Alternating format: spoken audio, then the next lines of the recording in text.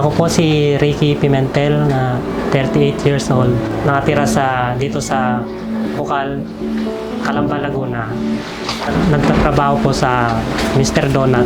Bago po akong aksidente ko po ay nagkamamasa at sa mga nagkakat po ng mga variant ng donut ko. Bale, na-aksidente po ako ng October 3 po. Nung break time ko po, umuwi po ako dito sa bahay para kumain. At nung pagbalik po ako sa trabaho, ako yung nakabike. At na-aksidente po na bangga po ng sasakyan. At nung time na po yon, dinala po ako sa ospital at nakita ko po na balinga po yung aking kamay. Kaya nasisip ko noon, paano papaya ako makakapagtrabaho? Etong aking kamay talagang kailangan sa aking trabaho. Lalo na po, ako lang po yung kumbaga breadwinner sa aming pamilya at mayroon akong malilit na anak.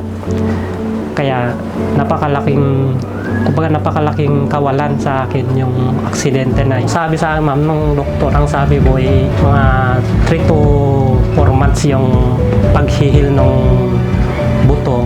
Yung tungkol po sa isima-sima may napagsabi lang po sa akin na doon sa compound ng aking pinagtatrabahuan. Pero hindi ko siya mismo ka-workmate. Bale, kakilala ko lang din po siya na nakikita-kita ko doon sa workplace po doon.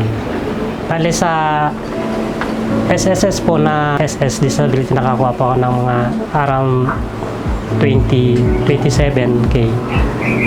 At meron din sa EC Disability. Napansin ko po na parang mas mataas po yung EC kaysa doon sa SS. At yun din po sa sickness.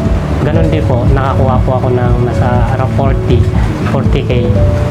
Pare-parehas lang sa SS sa EC. Pero yung sa disability, mas mataas po ang nanggaling sa EC.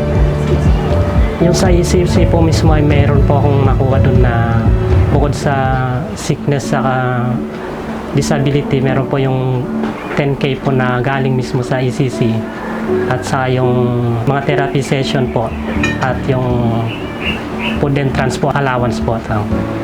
Sa therapy session po, ma'am, bali nakatapos na po ako ng 2 set po.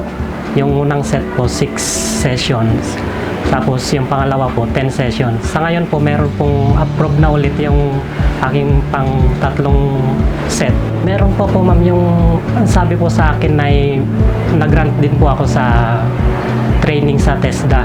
Bali pinaghahanap po ako ng school para ma-endorse daw po nila ako.